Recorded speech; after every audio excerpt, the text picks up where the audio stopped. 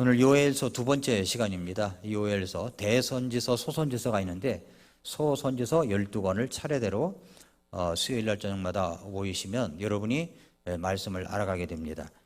요엘서 강해 두 번째 시간입니다. 제목이 뭐냐면 과거의 주의 날. 주의 날이라는 말이 요엘서에 많이 나온다고 그랬죠.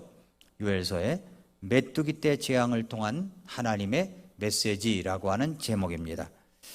자, 처음에 하나님께서 인간을 창조하면서 명령하신 것이 있었죠. 창세기 1장 28절에 보니까 하나님께서 그들에게 복을 주시고 하나님께서 그들에게 이르시되 다산하고 번성하여 땅을 가득 채우라. 땅을 정복하라. 또 바다의 물고기와 공중의 날짐승과 땅 위에서 움직이는 모든 생물을 지배하라 하시니라 라고 했습니다. 만물의 영장인 인간은 자연을 잘 보살피고 가꾸는 그 청지기로 우리가 임명을 받은 것입니다. 그러나 인간은 자연을 가꾸고 보호하고 보살피기는커녕 인간의 죄악을 통해서 만물이 훼손하고 파괴되고 있습니다. 인간의 죄악성이 만물을 파괴하고 있다는 거예요. 그러니까 돈만 될 것 같으면 자연을 훼손하고서라도 내 것으로 삼으려고 하는 이런 것들이 얼마나 많은지 몰라요. 그래서 로마서 8장 18절부터 22절에 보니까 내가 생각하건대 이 현 시대의 고난들은 앞으로 우리 안에 나타날 영광과 좋게 비교될 수 없도다. 창조물이 간절히 기대하며 기다리는 바는 하나님의 아들들이 나타나는 것이니라. 이거 뭐라냐면 창조물들이 간절히 기대하며 기다리는 바가 있다는 겁니다. 그게 뭐냐면 하나님의 아들들이 나타나는 것이다. 왜 그러냐면 창조물이 헛된 것에 복종하게 된 것은 자진해서 된 것이 아니라 소망 중에 바로 그것을 복종하게 하신 분으로 인한 것이니 이는 창조물 그 자체도 썩음의 속박에서 구출되어 하나님의 자녀들의 영광스러운 해방의 자유에 이를 것이기 때문이라. 온 창조세계가 지금까지 함께 신음하며 고통 중에 산고를 치르는 줄 우리가 안다라고 그랬습니다. 왜 이렇게 자연이 고통을 치르고 있습니까? 인간의 죄악 때문이라는 거예요. 그래서 모든 창조물들도 하나님의 아들들, 예수님께서 이 땅에 오심을 기다리고 있고 하나님의 아들들이 나타나는 것을 원하고 있다는 겁니다. 그래서 청지기인 인간에 의해 자연 파괴가 이루어지고 있습니다. 수많은 천재지변, 급속히 진행된 도시화, 지구온난화, 무책임한 생태의 파괴, 오염된 자연, 모든 병든 자연의 신음소리라는 거예요. 병든 자연의 신음소리. 인간은 자연이 신음하는 소리가 있는데 이 신음하는 소리에 잘 귀를 기울이지 않습니다.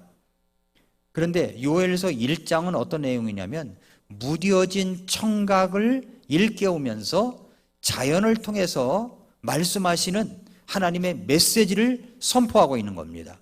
그러니까 인간의 너무나도 이 청각이 무뎌져 있어요. 그러니까 하나님이 자연을 통해서 역사하시는 그런 소리를 듣지를 못합니다. 그래서 하나님께서 메뚜기 때 재앙을 통해서 메시지를 주시는 겁니다. 메뚜기 때 재앙을 통해서 메시지를 주셔요. 그래서 주님은 하나의 단어를 각인시키시면서 재앙의 날, 그 메시지를 주시고 있는 겁니다. 그것이 뭐냐면 주의 날이란 말이에요.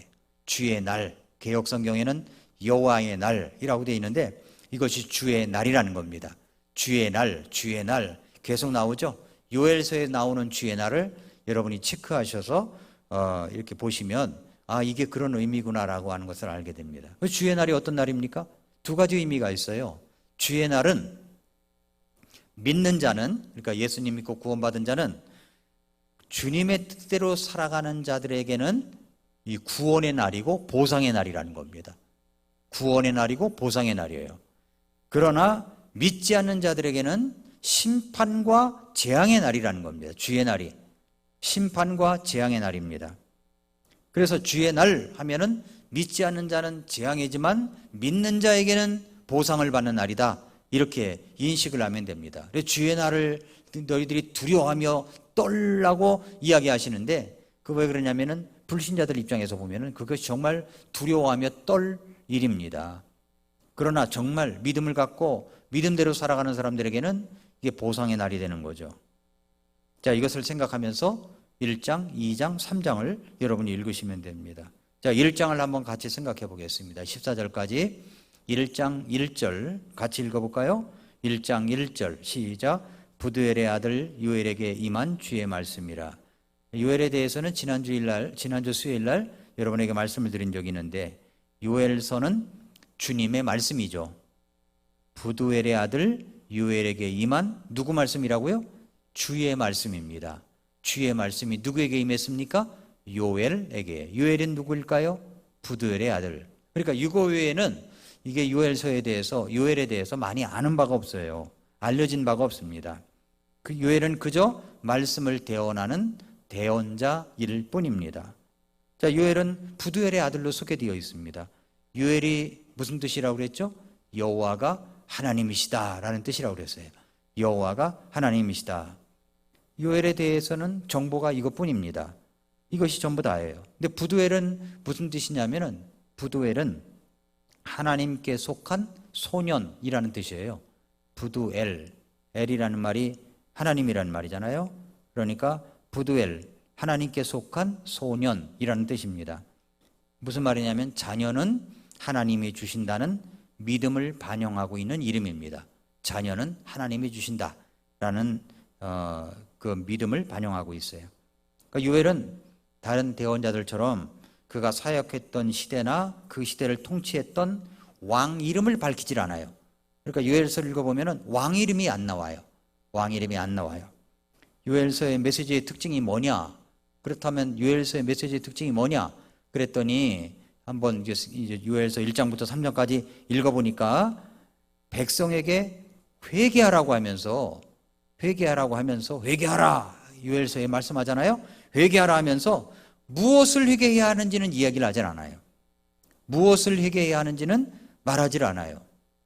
그럼 우리가 한번 1장부터 3장까지 찾아보면 뭘 회개하라는 것인가 하고 우리가 찾아내 봐야 됩니다.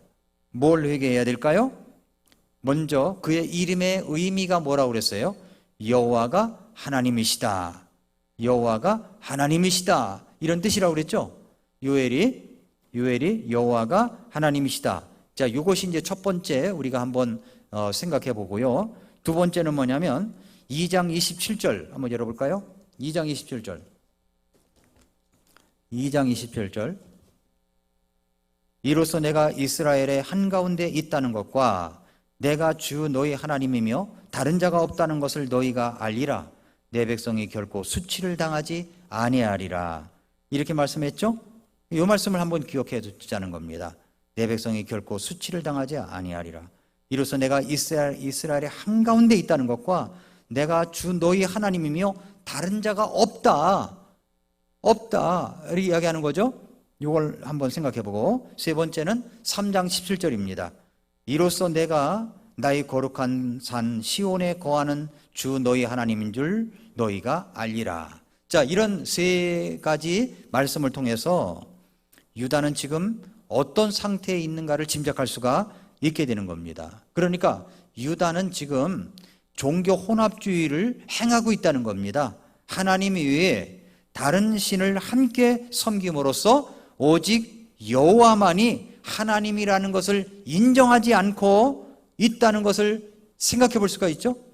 그렇죠?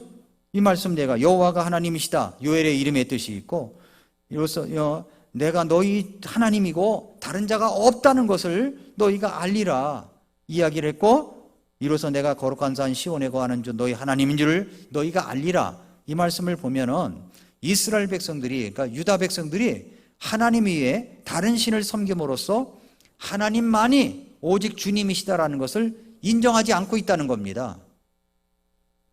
오늘날 성도들도 마찬가지라고 생각이 들어요. 우리가 하나님을 섬기고 하나님만이 나의 주님이신데 마치 다른 곳에서 어떤 도움이 오는 것처럼 또 다른 보이지 않는 우상을 섬기며 살아가고 있는 것이 아닌가 하는 거죠. 그러니까 집에다가 우상 모양을 갖다 놓는다든가 뭘 모양을 갖다 놓진 않아도 보이지 않는 우상들을 수없이 갖고 있다는 겁니다. 그래서 오직 하나님 외에 다른 분은 없다. 이것을 우리가 알아야 되는데 믿고 있다고 하면서도 주일날만 그렇게 썬데이 크리스찬, 그냥 주일날만 그렇게 하고 나머지 날은 전부 다 딴 데를 보고 있다는 거예요. 거기서 뭐가 나올 수 있는 것처럼. 주님만이 나의 도움이신데, 오늘날도 똑같은 요엘이 만약에 오늘 이 시대에 나타나가지고 말씀을 전한다면 똑같은 말씀을 전할 수가 있다는 겁니다.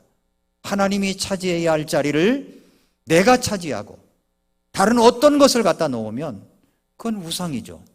우상을 섬기고 있는 거예요, 그게. 그래서 메뚜기 떼 재앙을 통해서 우리 주님은 말씀하시는 거예요. 메뚜기 떼 재앙을 통해서 말씀하시는 거예요. 이게 하나님의 메시지입니다. 하나님의 메시지를 알라는 거죠. 하나님의 메시지를 알라. 그러면서 3절에 이런 말씀했어요. 너희는 그것을 너희 자녀들에게 말하고 너희 자녀들은 그들의 자녀들에게 말하며 그들의 자녀들은 다른 세대에게 말할지니라.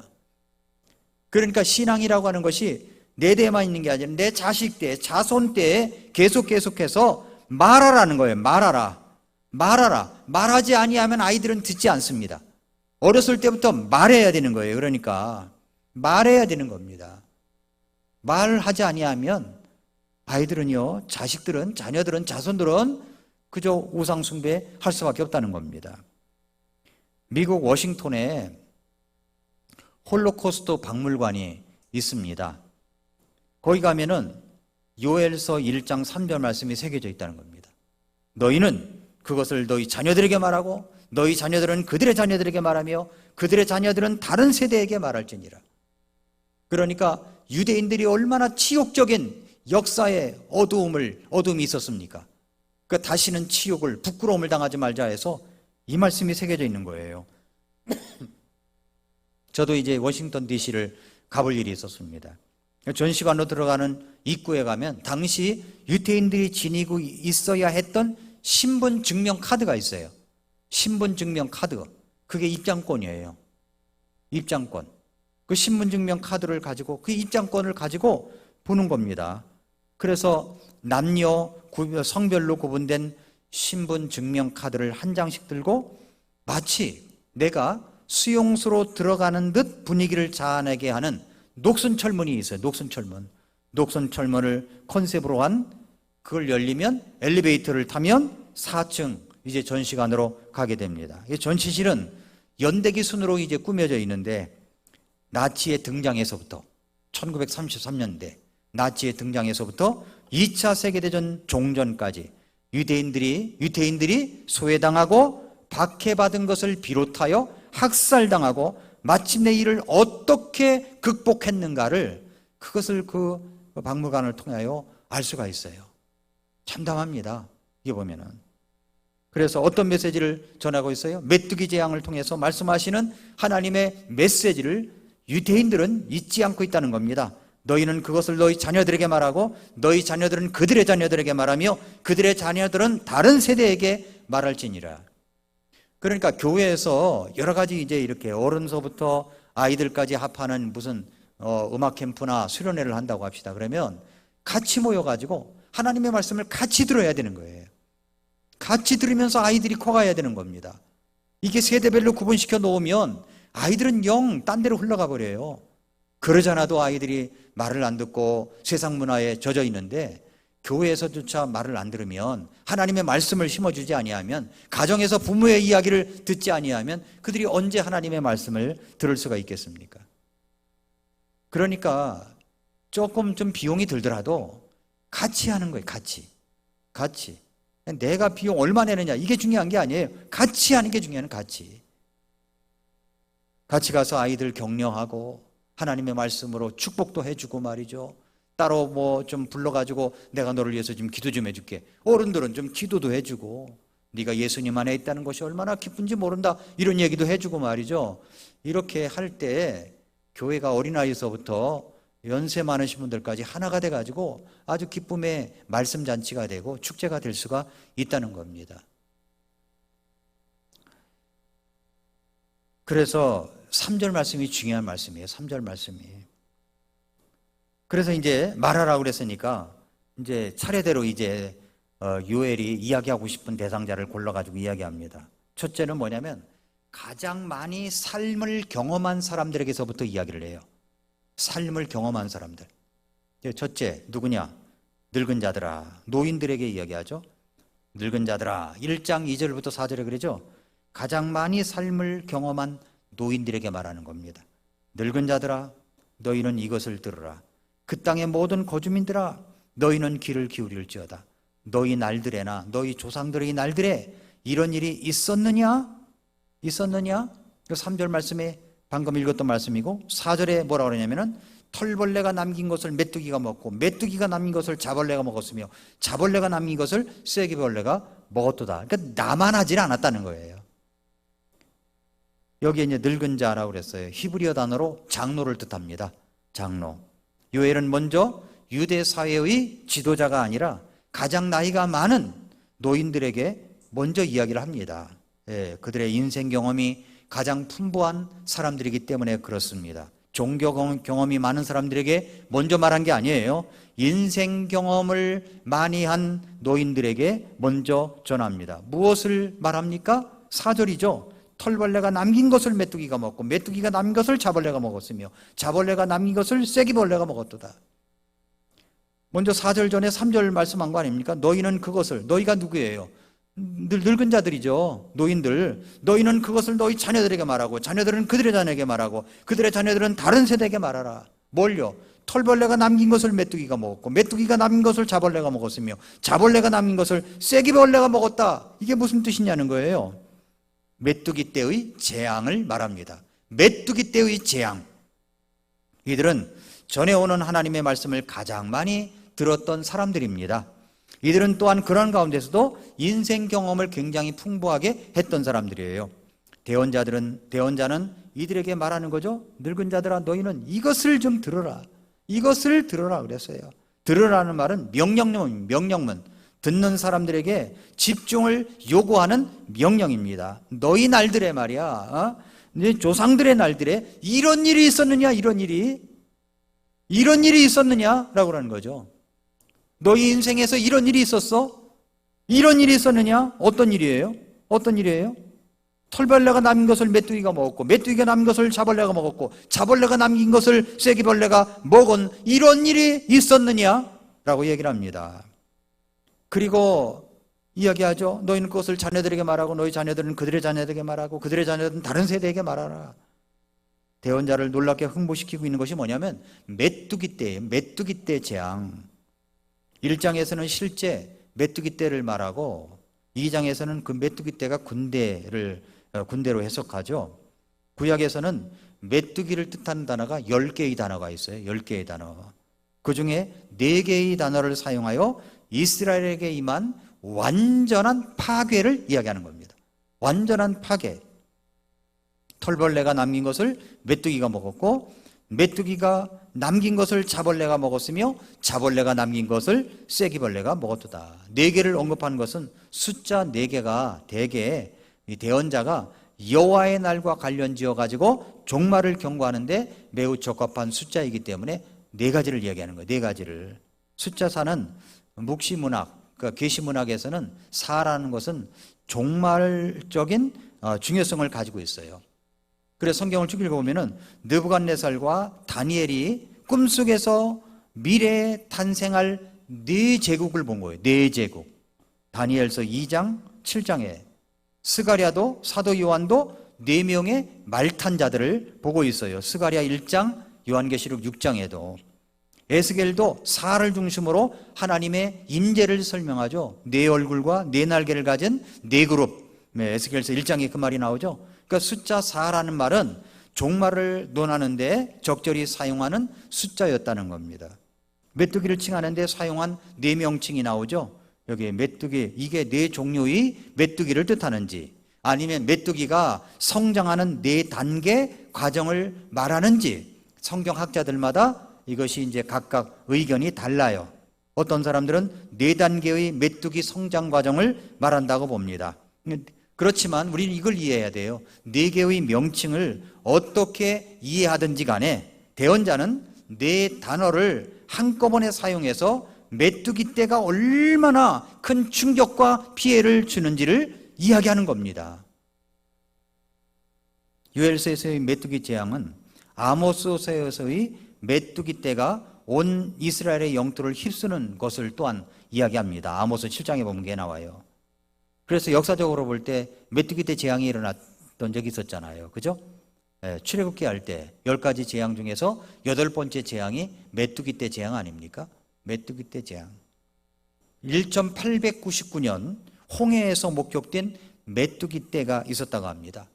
홍해에서. 그 메뚜기 떼의 크기가 얼마냐면은 5,000km에 달했대. 메뚜기 떼의 크기가 5,000km. 5,000km 생각해 보세요. 5,000km. 한반도를 뒤엎고도 어디까지 갔다는 얘기가 5,000km면, 그러니까 1평방킬로미터당 메뚜기의 숫자는 4,700만 마리. 4,700만 마리. 그런 재앙이 있었다는 거 한번. 1957년에 소말리아에서 목격된 메뚜기 떼의 크기를 보면은 160억 마리로 추정된다는 겁니다.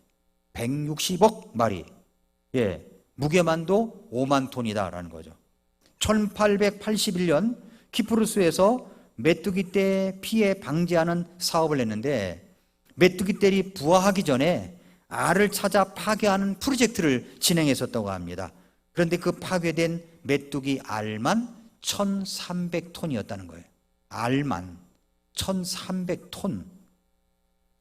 최근에 작년입니까? 재작년입니까?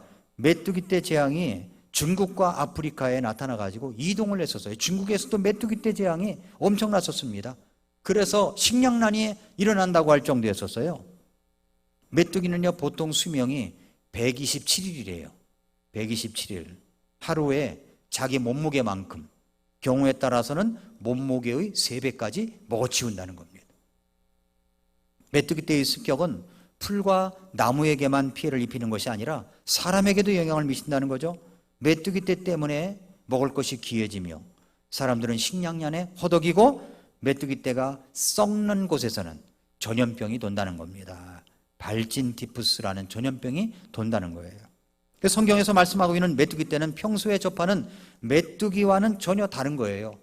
저도 메뚜기를 잡아봤거든요. 메뚜기 떼 해가지고 왜 풀을 하나 뜯어가지고 메뚜기 잡아가지고서 그 어디입니까? 어디를 그냥 좀 말씀드리기 곤란한데, 하여튼 그걸 뚫어가지고 이렇게 해서 쭉 엮어가지고 이렇게 다녀가지고서 그걸 갖다가 후라이팬에 놓고서 튀겨 먹고, 제 군대 가서도 잡았었어요.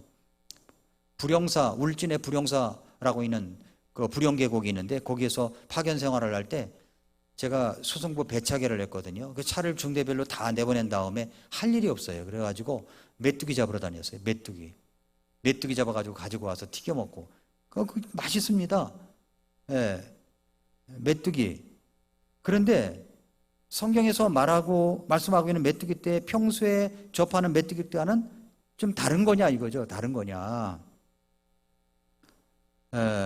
이제 그 메뚜기 떼를 알아보니까 사막 메뚜기 떼의 체질과 이제 1921년에 우바로프라고 하는 사람이 독립적으로 돌아다니면서 연약하게까지 보이는 이 사막 메뚜기들의 체질과 날개 색깔 등 이것이 온도와 습도에 따라서 변하게 된다는 것을 발견한 거예요.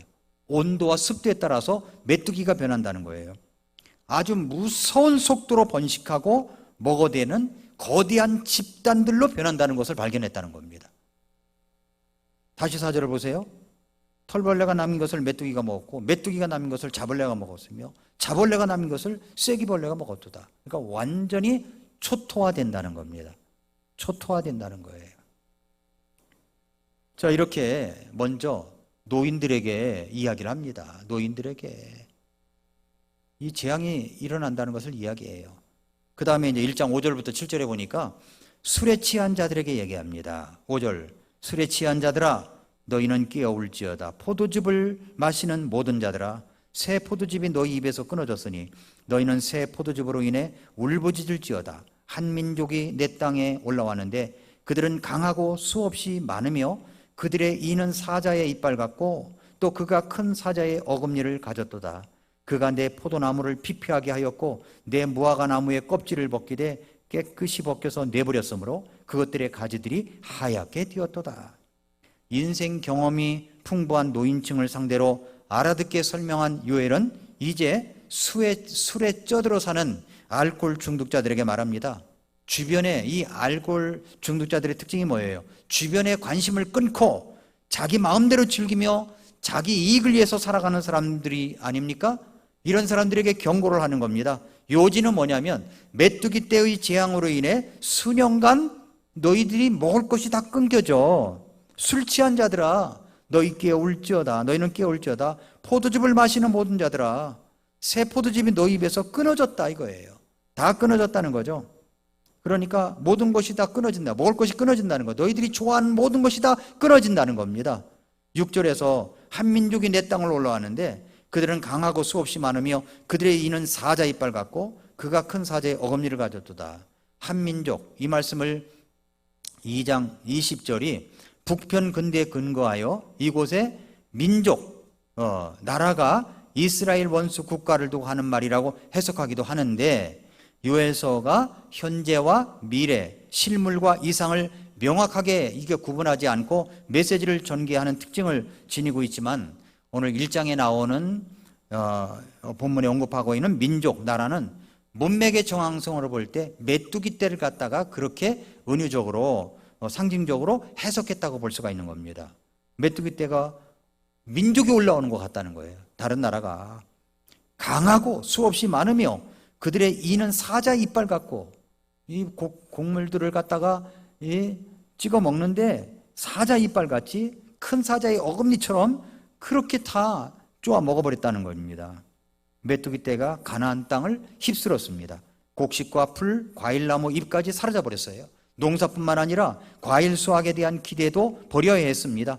추수 때가 되면 새로운 곡식과 과일을 기대하던 사람들이었는데 이제 이런 나쁜 소식은 없다는 거죠. 이거보다도 술에 취한 자들에게 평소에 사이가 어떻게 돌아가는지, 신앙에 관심이 없던 사람들도 이제는 걱정해야 할 때가 왔다라는 것으로 이제 이 말씀을 우리가 해석해 볼 수가 있습니다. 이런 사람들에게 메뚜기 떼의 재앙의 피해는 그들의 무관심에 대한 하나님의 심판인 것을 알리는 겁니다. 그 세상 사람들도 정말 살기 어렵다, 힘들다, 재앙이다 라는 수준이 있잖아요. 이 코로나도 마찬가지 아닙니까?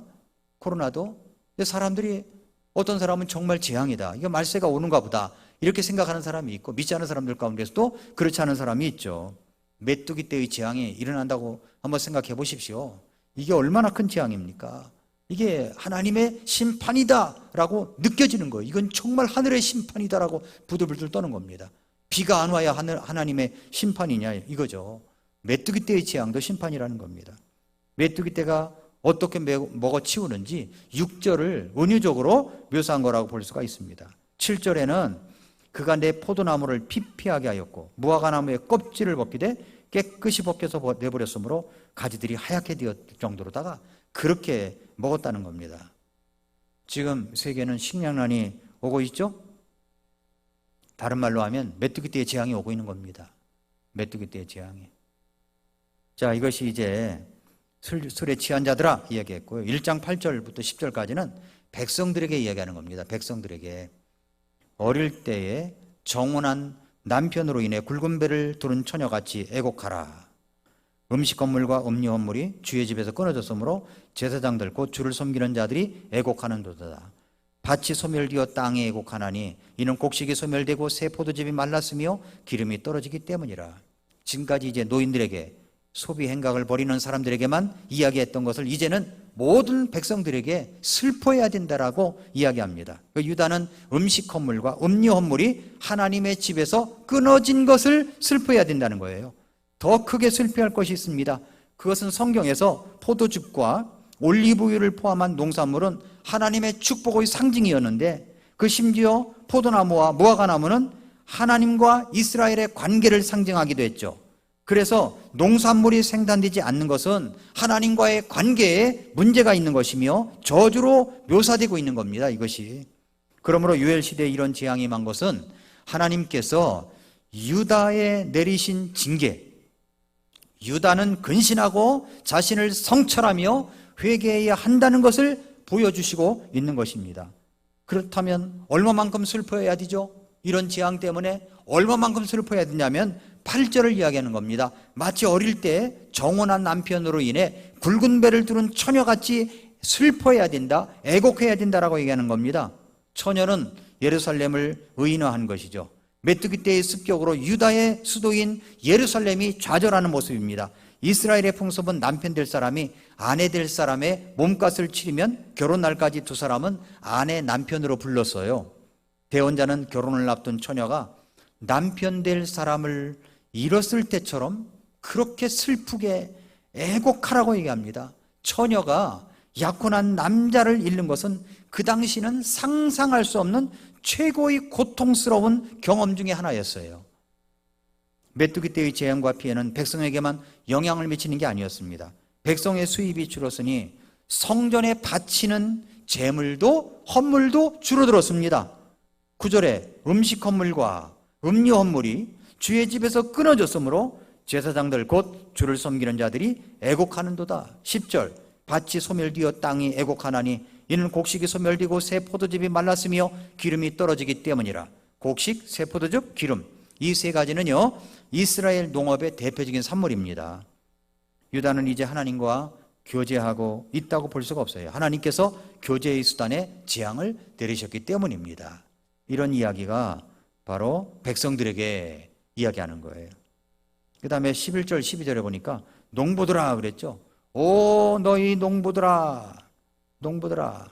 이 농부들을 이야기한다면 직접 어떤 것들을 생산하는 생산자라고 볼 수가 있죠. 너희는 부끄러워해야 된다는 거예요. 부끄러워라. 예, 이 포도원을 가꾸는 자들아 밭에 수확할 곳이 사라졌으니 너희는 밀과 보리를 인해 울부짖을지어다. 부끄러워할지어다. 울부짖을지어다 라고 얘기합니다. 부끄러워할지어다. 울부짖을지어다. 내용을 보면 그동안 이야기했던 것들을 요약한 것이라고 볼 수가 있어요. 밀과 보리는 가나안 지역에서 생산되는 것 중에 가장 중요한 곡물입니다. 그래서 포도나무와 무화과나무는 부의 상징이에요. 석류나무와 종려나무, 사과나무는 풍요의 상징입니다.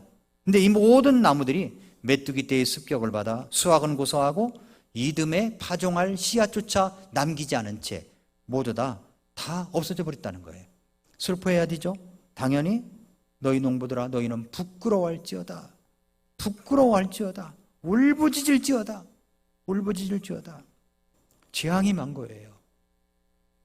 이렇게 먼저 인생 경험이 많은 사람들, 그런 사람들에게 먼저 이야기를 했습니다. 자, 그러면 두 번째 또 다른 부류의 사람에게 이야기합니다. 그것은 종교를 경험한 사람들, 종교 지도자들에게 임했다는 겁니다. 13절 14절 제사장들아 너희는 띠를 동여매고 애곡할지어다. 제단을 섬기는 자들아 너희는 울부짖을지어다. 애곡할지어다. 울부짖을지어다.